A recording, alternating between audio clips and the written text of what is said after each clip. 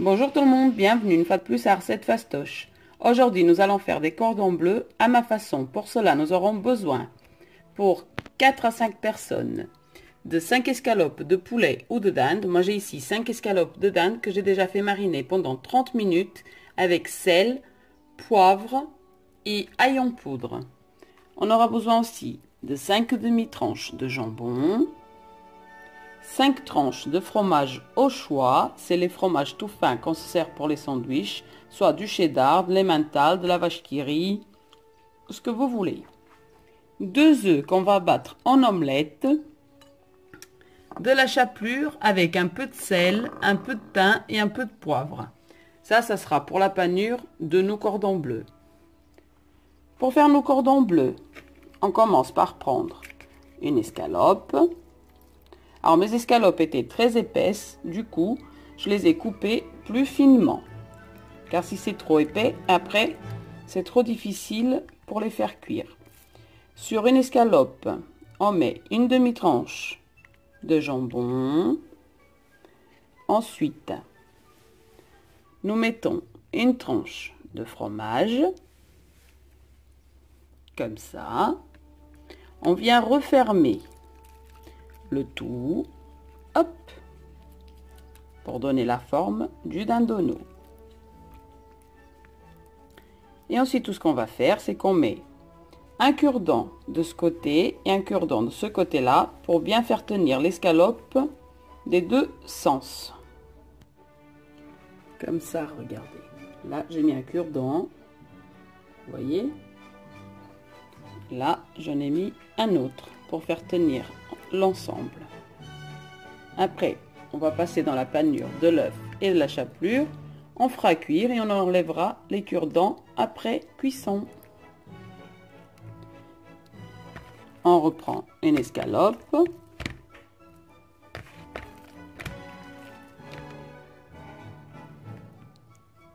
On remet le jambon,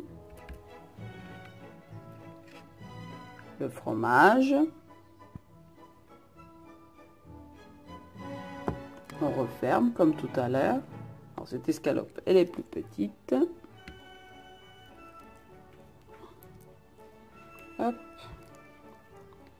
Bien rentrer à l'intérieur. Et on refait comme tout à l'heure. On met un cure-dent de chaque côté pour faire tenir le tout. J'ai déjà ici 3 dindonneaux de près. Donc je recommence, je vous montre encore une fois. On prend une escalope, ça c'est un petit bout de fromage qui est tombé de l'autre. On met la moitié d'une tranche de jambon. Plus vos escalopes seront grandes, fines et larges, mieux ça sera. Pour que vous puissiez mettre votre garniture. On met le fromage, on replie en deux. On aplatit un peu. Et maintenant, il n'y a plus qu'à mettre un cure-dent de chaque côté pour faire tenir le tout. Voilà. Et on continue comme ça jusqu'à avoir fini tous nos dindonneaux. J'ai tous mes dindonneaux qui sont formés. Je couvre pour l'instant. Et je vais battre les 2 œufs en omelette.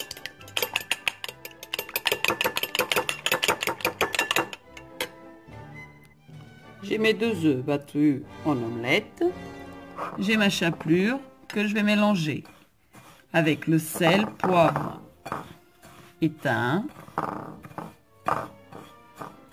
Et ensuite, on n'a plus qu'à passer nos dindonneaux dans l'œuf, après dans la chapelure, et après, on fait frire dans de l'huile bien chaude. Donc, j'ai déjà mis une poêle avec de l'huile en train de chauffer. J'ai préparé aussi une assiette où je déposerai mes dindonneaux après cuisson. J'ai ici l'œuf et la chapelure, plus les dindonneaux. Maintenant, c'est facile. On a juste à prendre un dindonneau, on le passe bien dans l'œuf et ensuite dans la chapelure.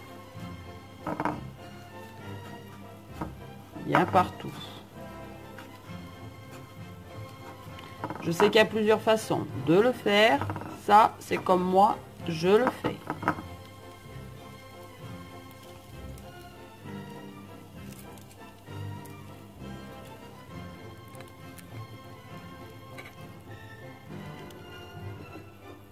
Hop.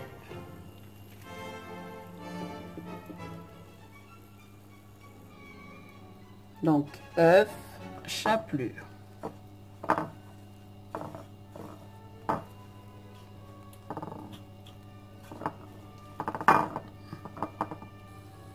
Une fois que l'huile est bien chaude, on vient y déposer délicatement les dindonneaux.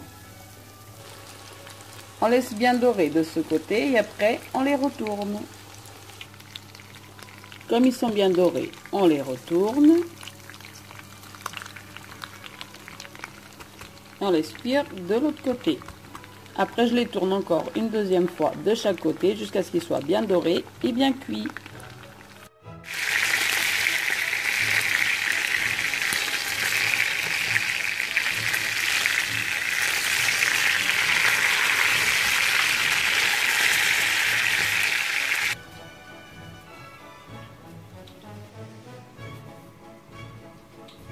Voilà les dindonneaux. J'ai coupé un petit bout pour vous montrer l'intérieur. Regardez, j'ai appuyé sur le dindonneau et j'avais tout mon petit fromage fondant. Je vais couper un petit bout. Regardez.